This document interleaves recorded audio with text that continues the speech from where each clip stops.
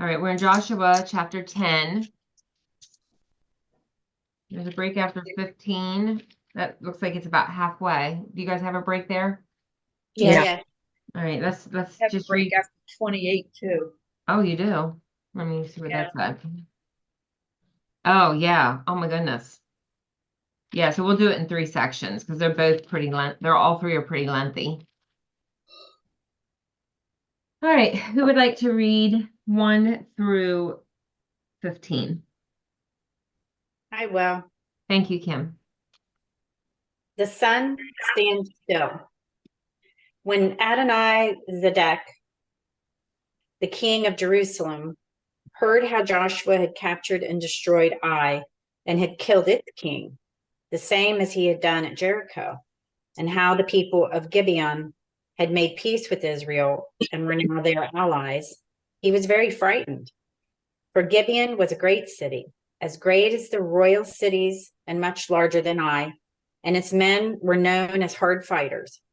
So King Adonai-Zedek of Jerusalem sent messengers to several other kings, Kings Hoham of Hebron, King Piram of Jarmuth, King Japhia of Lachish, King Debir of Eglon. Come and help me destroy Gibeon, he urged them, for they have made peace with Joshua and the people of Israel. So these 5 Amorite kings combined their armies for a united attack on Gibeon. The men of Gibeon hurriedly sent messengers to Joshua at Gilgal. Come and help your servants, they demanded. Come quickly and save us. For all the kings of the Amorites who live in the hills are here with their armies. So Joshua and the Israeli army left Gilgal and went to rescue Gibeon. Don't be afraid of them, the Lord said to Joshua, for they are already defeated. I have given them to you to destroy. Not a single one of them will be able to stand up to you. Joshua traveled all night from Gilgal and took the enemy's armies by surprise. Then the Lord threw them into a panic so that the army of Israel slaughtered great numbers of them at Gibeon and chased the others all the way to Beth Horon and Azekah and Makkedah, killing them along the way. And as the enemy was racing down the hill to Beth Horon, the Lord destroyed them with a great hailstorm that continued all the way to Azekah. In fact, more men died from the hail than by the swords of the Israelis. As the men of Israel were pursuing and harassing the foe, Joshua prayed aloud, let the sun stand still over Gibeon, and let the moon stand in its place over the valley of Aijalon. And the sun and the moon didn't move until the Israeli army had finished the destruction of its enemies. This is described in greater detail in the book of Jashar. So the sun stopped in the heavens and stayed there for almost 24 hours. There had never been such a day before, and there has never been another since, when the Lord stopped the sun and moon, all because of the prayer of one man. But the Lord was fighting for Israel. Afterwards, Joshua and the Israeli army returned to Gilgal. Any first thoughts? Anything pop out to you?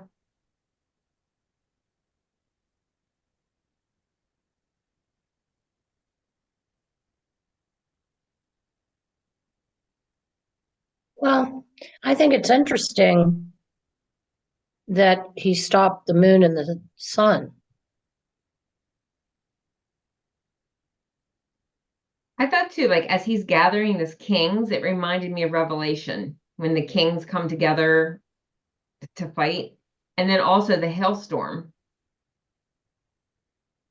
And that I think too, like God takes care of his people. Like the hail killed more than the sword. Yeah.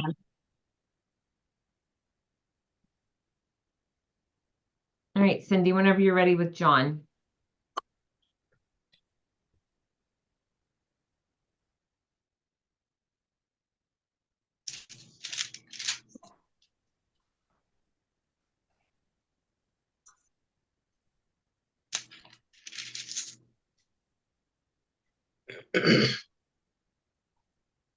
Okay. 10, 1 to 11. Gibeon and 3 other towns were attacked by a coalition of 5 cities. Israel came to the rescue, with God giving the victory. 10, 11. Large hailstones. The hailstones were miraculous. Note there, 1, source was God. 2, the size, large. 3, slaughter, more by stones than by sword. 4, selectivity, only on the enemy. Swath, as far as Zekah, situation, during a trek down a slope, and while God caused the sun to stand still. And similarity to miraculous stones God will fling down during the future wrath. Revelation 16:21. 10, 12 to 14. Sun stood still and the moon stopped. Some say an eclipse hid the sun, keeping its heat from Joshua's tired soldiers, allowing the temperature to cool for battle. Others suppose that it was caused by a local, parentheses, not universal, refraction of the sun's rays, such as the local darkness in Egypt. Another view explained it as only language of observation. That is, it only seemed to Joshua's men that the sun and moon stopped, as God helped them do in one literal 24-hour day what would normally take longer. Others view it as lavish poetic description, not literal fact. However, such ideas fail to do justice to 10, verses 12 to 14, and needlessly question God's power as creator. This is best accepted as an outright monumental miracle. Joshua, moved by the Lord's will, commanded the sun to delay. Parentheses, Hebrew meaning be still, silent, leave off. Possibly the earth actually stopped revolving, or more likely, the sun moved in the same way to keep perfect pace with the battlefield. The moon also temporarily ceased its orbiting. This permitted Joshua's troops time to finish the battle with complete victory. 10, 13 to 15, Book of Jasher. Jasher means upright. It may be the same as the book called Wars of the Lord. Reference Numbers 21:14. The book of Jasher is mentioned again in 2 Samuel 1:18, and a portion is recorded in 2 Samuel 1:19 to 27. The book appears to have been a compilation of Hebrew songs in honor of Israel's leaders and exploits in battle. That's it.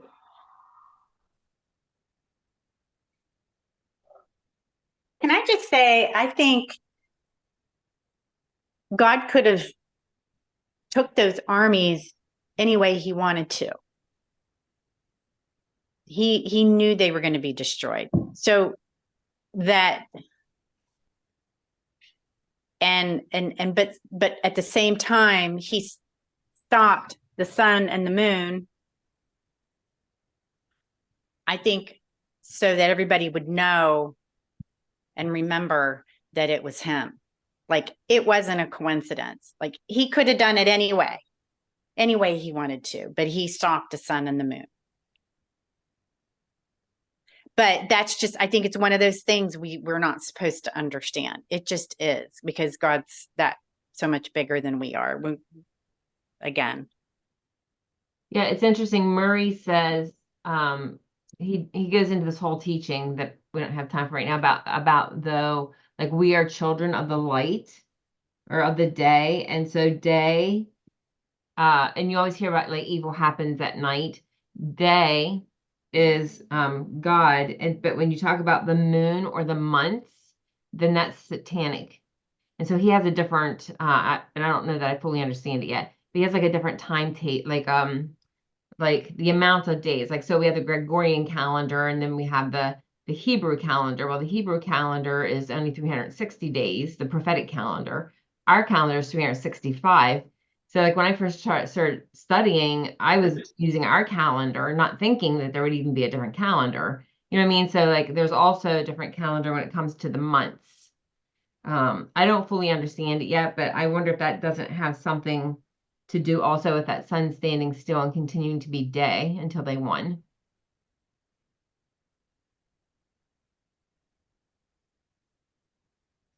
He But also, why did he ask God to stop the sun and the moon?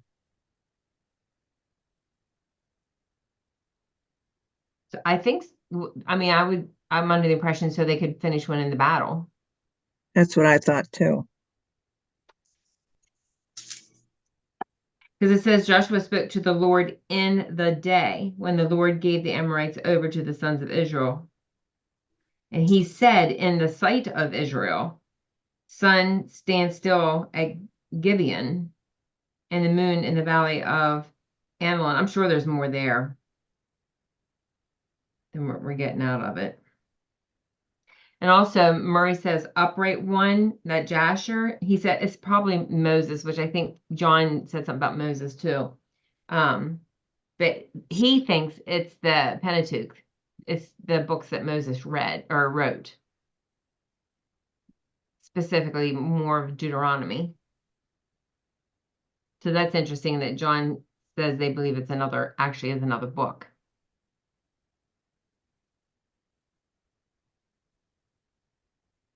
Kathy, do you have Worsby?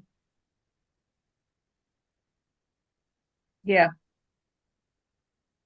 I was just looking at the footnote in my Bible for the whole sun moon thing. It says, how did the sun stand still? Of course, in relation to the earth, the sun always stands still. It's the earth that travels around the sun. But the terminology used in Joshua should not cause us to doubt the miracle. After all, we are not confused when someone tells us the sun rises or sets. The point is that the day was prolonged, not that God used a particular method to prolong it. Two explanations have been given for how this event occurred. One, a slowing of the Earth's normal rotation gave Joshua more time, as the original Hebrew language seems to indicate. Two, some unusual refraction of the sun's rays gave additional hours of light. Regardless of God's chosen method, the Bible is clear that that day was prolonged by a miracle and that God's intervention turned the tide of the battle for his people.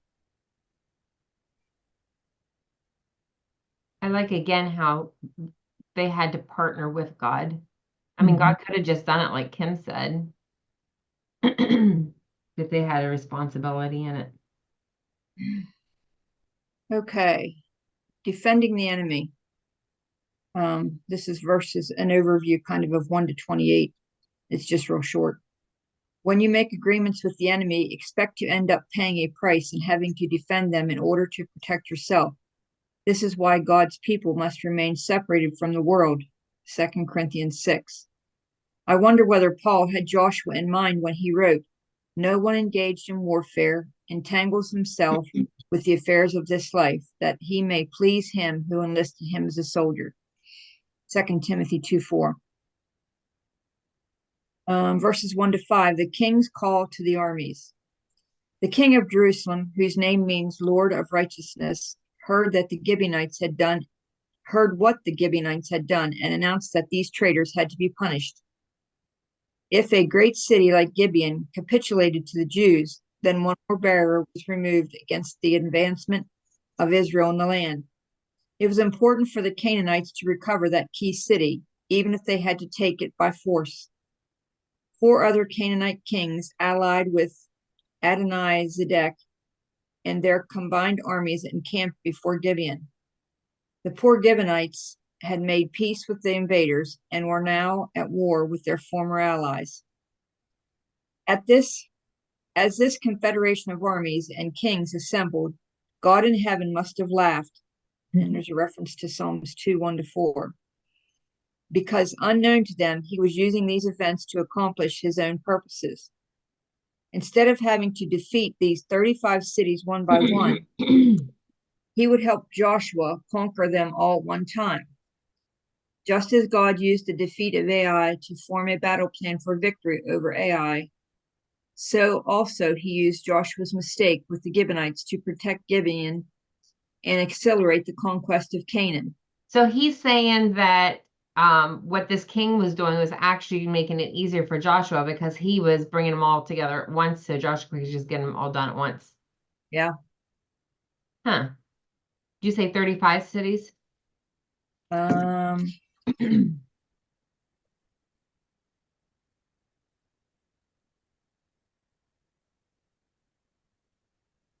pretty sure you did.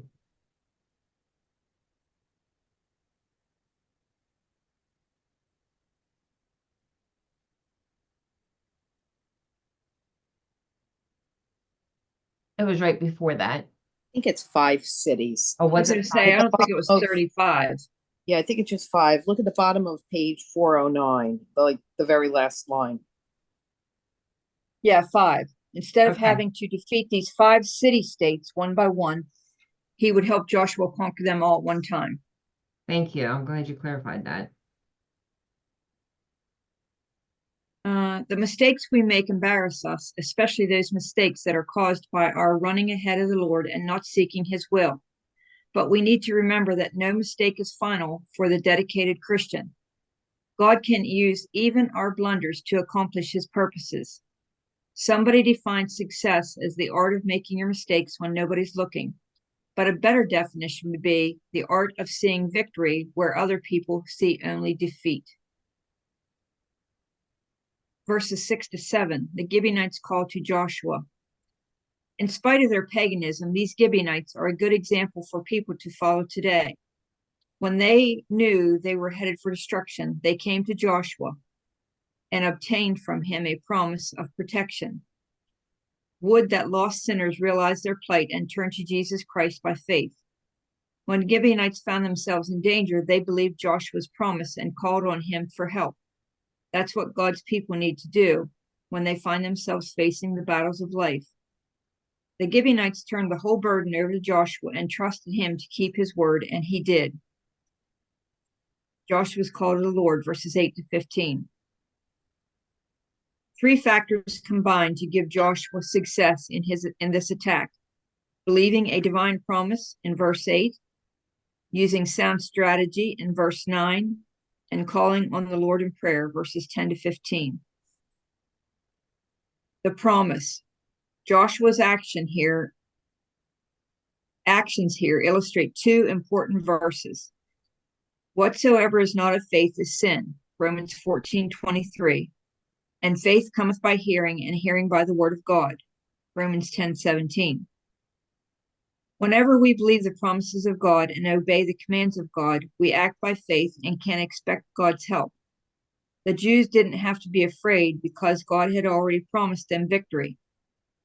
God's promises of victory had encouraged Joshua and he became a leader of the nation. When he anticipated attacking Jericho and when he attacked Ai after humiliating defeat, God's promises would be fulfilled because there has not failed one word. Let me start that over. God's promises would be fulfilled because there has not failed one word of all his good promise. 1 Kings 8:56. The strategy. But faith apart from works is dead, and Joshua proved his faith by using wise strategy. He ordered an all-night march and a surprise attack on the enemy army, strategy he had used before when attacking Ai. It was a long trek from Gilgal to Gibeon, and the road was uphill, but Joshua assembled his troops and made the journey as quickly as possible. No doubt the men were weary when they arrived, but the Lord was with them and gave them victory. What kept the soldiers going? They believed God's promise and knew that the victory was assured. God assisted the weary Jewish soldiers by killing the enemy army with large hailstones. The timely occurrence of the storm was itself a miracle But an even greater miracle was the fact that the stones hit only the enemy soldiers. Oh, God- good point. Yeah. God took his special ammunition out of his storehouse and used it to good advantage. Job 38:22-23. When God's people are obeying God's will, everything in the universe works for them, and even the stars in their courses. Judges 5:20. When we disobey God's will, everything works against us. And then it says, you can read Jonah 1 for a vivid illustration of this truth. The prayer. But the miracle of the hailstorm was nothing compared to the miracle of extending the day so that Joshua could finish the battle and secure a complete victory over the enemy. His men were weary, and the task was great, and if night came on, the enemy could escape. Joshua needed a special act from God to enable him to claim the victory the Lord had promised. This is the last miracle recorded in Joshua, and certainly the greatest. Joshua prayed for God's help, and the Lord answered in a remarkable way. This event is questioned by those who deny the reality of miracles and look only to science for truth. How could God stop the rotation of the earth and extend the length of a day, they ask, without creating chaos all over the planet? They seem to forget the fact that days are normally of different lengths in various parts of the world without the planet experiencing chaos. At 2 o'clock in the morning, I read the newspaper by sunlight in Norway. But how do you explain a miracle, any miracle? Of course, the simplest answer is of faith, the answer of faith. The Lord is God, and nothing is too hard for him. Jeremiah 32:17-27. Day and night belong to God. Psalm 74:16. And everything he has made is his servant. If God can't perform the miracle described in Joshua 10, then he can't perform any miracle and is imprisoned in his own creation, unable to use or suspend the very laws he built into it. I have a difficult time believing in that kind of a God. An Old Testament excerpt, Gleason L. Archer points out the phrase, hasted not to go down, in verse 13, indicates a retardation of the movement and not a complete cessation. The sun and moon didn't stand still permanently and then suddenly go down, but were held back so that the daylight was lengthened. God stopped the sun and moon and then retarded the rotation of the planet so that the sun and moon set very slowly. Such a process would not create chaos all over the globe. A corollary, not sure how you say that, Corolary, to this view is that the sun and moon remained on their normal course, and it only appeared that the day was lengthening because of the way God caused their light to be refracted. But verse 13 states twice that the sun stood still and once the moon stayed. However, these verbs need not describe a permanent situation, but only the beginning of that miracle. God stopped the sun and moon in their courses and then controlled their gradual descent, all the while causing the light to be refracted for a much longer period of time. Since verses 13b to 15 are in poetical in form, a quotation from the unknown book of Jasher, and it says, see 2 Samuel 1:8. Some students interpret the words symbolically. They say that God so helped Israel that the army was able to accomplish 2 days' work in 1 day. But Joshua's words sound very much like a prayer that the Lord would intervene, and the description of what occurred doesn't read like a report of an efficiency expert. Why try to explain away a miracle? What do we prove? Certainly not that we're smarter than God. Either we believe in God who can do anything, or we must accept a Christian faith that's non-miraculous, and that does away with the inspiration of the Bible, the virgin birth, and the bodily resurrection of Jesus Christ. Certainly, there's room for honest questions about the nature of the miraculous, but for the humble Christian believer, there's never room for questioning the reality of the miraculous. C.S. Lewis wrote, "The mind which asks for a non-miraculous Christianity is a mind in the process of relapsing from Christianity into mere religion." Say that You- again. The mind which asks for a non-miraculous Christianity is a mind in the process of relapsing from Christianity into mere religion. You find seemingly contradictory facts stated in Joshua 10:15 and 21. Why would the army go all the way back to Gilgal when the battle wasn't over? The best explanation is to see verse 15 as the completion of the quotation from the book of Jasher, beginning at verse 13b. The temporary Jewish camp was at Makkedah, I don't know how you say that. How you spell it? Makkedah. Yeah, it sounds good. which was near Libnah, and the army didn't return to Gilgal until they had established their control over central Canaan.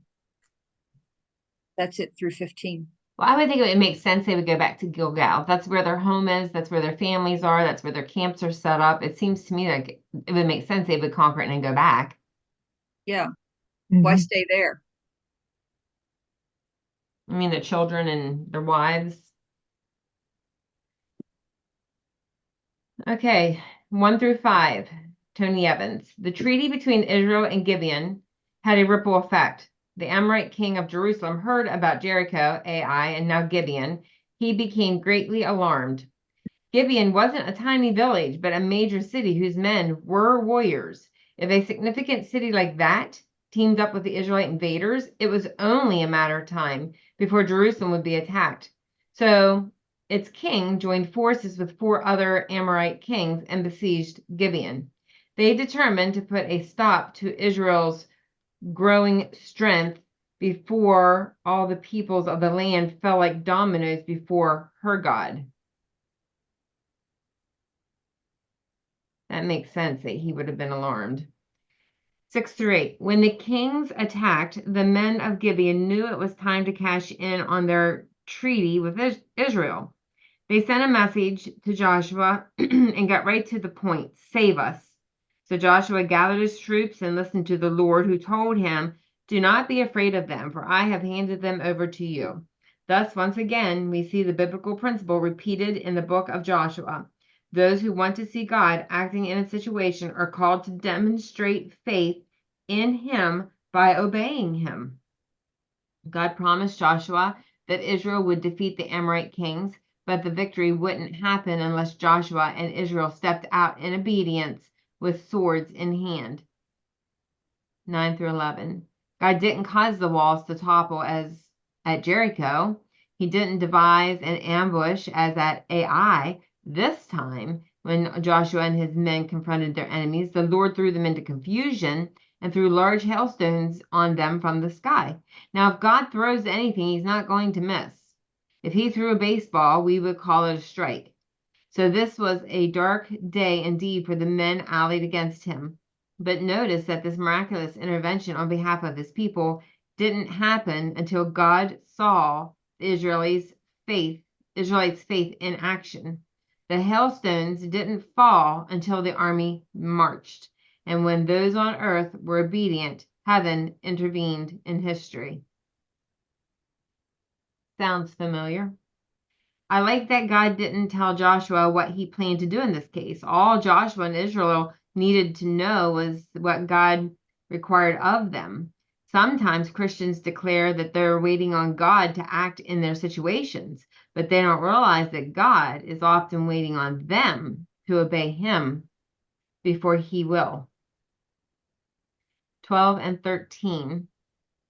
As Israel's battle against the 5 Amorite kings raged, Joshua prayed and the Lord replied with one of the most amazing miracles in the Bible.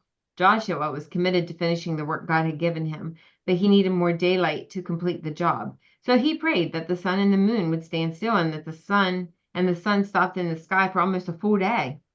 Sometimes people who are critical of the Bible will claim that passages like this prove that the Bible is fictional. Mhm. After all, they argue, science shows us that the sun is already standing still. It's the earth that's moving, spinning on its axis and orbiting around the sun. But this is an absurd objection. When people today talk about the sun rising and setting, they don't mean that they think the sun is literally moving up and down in the sky or that the sun is orbiting the earth. They are simply using the language of observation. This passage is written in the same way, describing the way things appeared. And 14 and 15. Clearly, this was a miracle that required numerous supporting miracles. If the earth slowed its rotation, it would be catastrophic, unless the author of creation was multitasking behind the scenes to keep everything in order. And that's what happened. Mother Nature is answerable to Father God. Yet even more amazing is that the Lord listened to a man regarding such an outlandish request. Joshua was dedicated to accomplishing the will of God, radically so. Therefore, when he boldly asked for divine drastic measures, God was willing to literally move, or in this case, pause heaven and earth. For those who are committed to making God's agenda their own, even the wildest prayer request just might get granted. The end.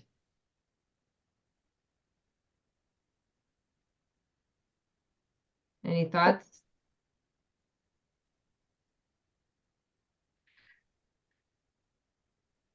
Are we ready to move on to the next section? 16 through 28. Would someone like to volunteer to read it?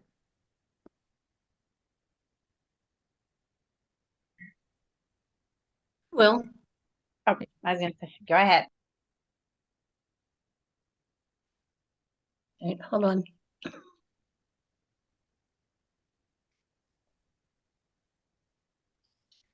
Joshua kills the 5 southern kings.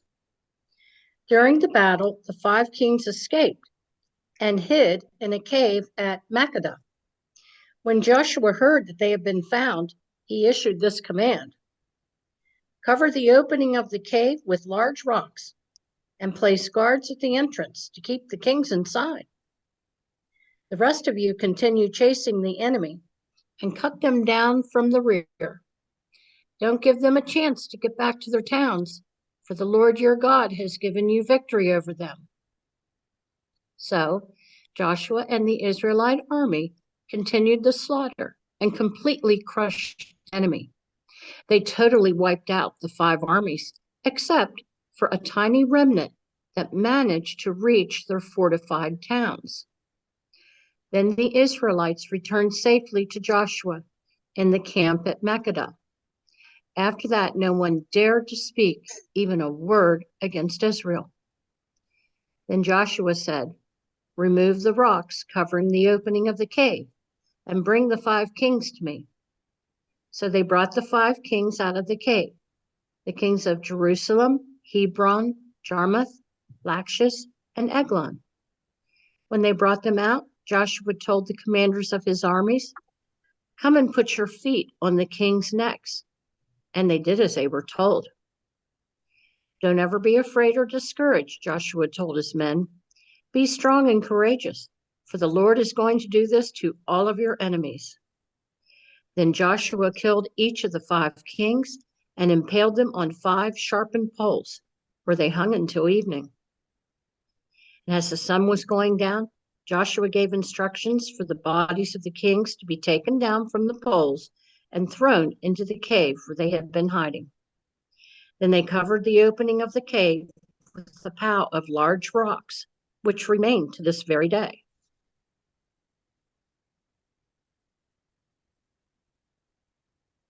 Again, them hiding themselves in the caves reminded me of Revelation. Everybody hid in the cave, but they wouldn't acknowledge God.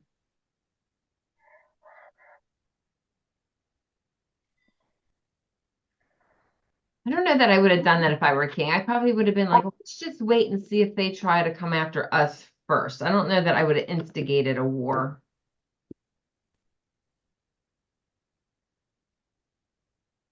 Cindy, whenever you're ready with John.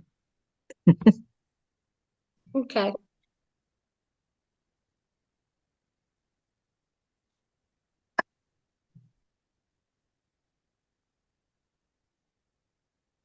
He doesn't have much. 10:24. Feet on the necks.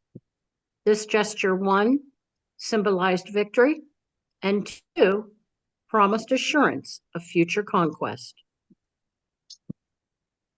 And where did we stop at? What verse? 28. Okay, then that's it. That's all he did for that section.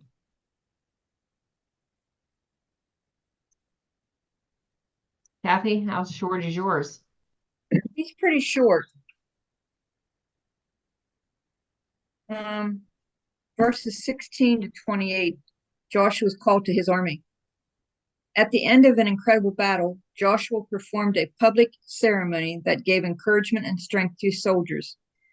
Their past victories had given them control over the central part of the land, but now they faced campaigns in both the south and the north of Palestine. Divide and conquer was Joshua's strategy, and it worked. Joshua wanted to remind his men that the Lord would give them victory throughout the land. Knowing that the 5 kings were trapped in a cave, Joshua temporarily left them and led his men in the mopping up operation, which verse 20 describes as slaying them with a very great slaughter. Only a few of the enemy soldiers escaped to the cities, but since those cities would eventually be destroyed anyway, those fugitives had no hope. Returning to the camp probably the next day, Joshua ordered the kings to be taken from the cave and put on the ground, their faces in the dirt. This humiliating posture announced that Joshua had won a total victory and their end had come. But there was more. He called for his officers to put their feet on the necks of the kings, symbolic not only of the past victory, but also of the victories the Lord would give his people in the days ahead. The kings were slain, and their 5 corpses hung on 5 trees until sundown. Then their bodies were put into the cave with a pile of stones enclosing the entrance. The pile of stones was another monument in the land, speaking of the power and victory of the Lord. In verse 25, Joshua's words must have thrilled the hearts of his brave soldiers. They echo the words God spoke to him when he began his career. Since Joshua is a type of Jesus Christ, we can apply this scene with these words to Christ and his people. Jesus has defeated all his enemies and will one day return and destroy them forever. No matter how they may rage and rebel, Psalm 2, 1-3, our Lord's enemies are only the footstool at his feet. And there's reference to Psalms 110 and 1 Corinthians 15. Through him, we can claim victory and put our feet on the necks of our enemies. Romans 16:20. As you review the whole episode of Joshua and the Gibeonites, you can't help but be both warned and encouraged. These events warn us to be alert and prayerful, lest the enemy deceive us and we start walking by sight instead of by faith. Then we'll find ourselves making decisions that are wrong and getting into alliances that are dangerous. But there's also a word of encouragement. God can take even our blunders and turn them into blessings. This isn't an excuse for carelessness, but it is a great encouragement when you have failed the Lord and his people. And this is the victory that has overcome the world, our faith. 1 John 5:4. That's it. Mine's pretty short too. Following the super long day of battle, the 5 defeated kings tried to hide, but they couldn't escape. Joshua had the military commanders place their feet on the necks of these kings, a pose illustrating the triumph of Israel and the subjugation of her enemies. Then they were executed. We see this imagery of the victor's feet on the enemy's head expressed repeatedly in the Bible, beginning with the promise that the offspring of the woman would strike the serpent's head in Genesis 3:15. In Psalms, the Lord instructs his Messiah, sit at my right hand until I make your enemies your footstool, Psalm 110:1. And in the New Testament, both Jesus and Paul emphasize that indeed the Christ will be victorious in this way. See Matthew and Matthew 22 and 1 Corinthians 15. But what is true of the king will also be true of the faithful members of his kingdom. The God of peace will soon crush Satan under your feet. Romans 16:20. So keep walking with Jesus. The devil may be spiritually attacking you now, but he's destined to have your foot on his head. I didn't think about that imagery from Genesis 3:15.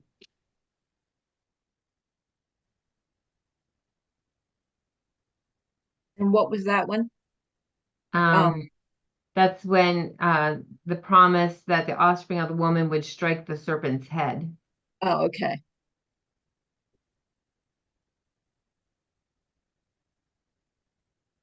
And then it says you may be seeing the devil may be spiritually attacking you now, Ephesians 6:10-18.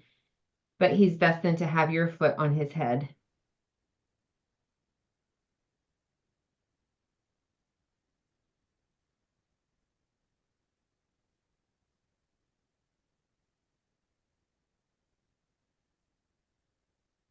Any thoughts? Comments? Other commentary?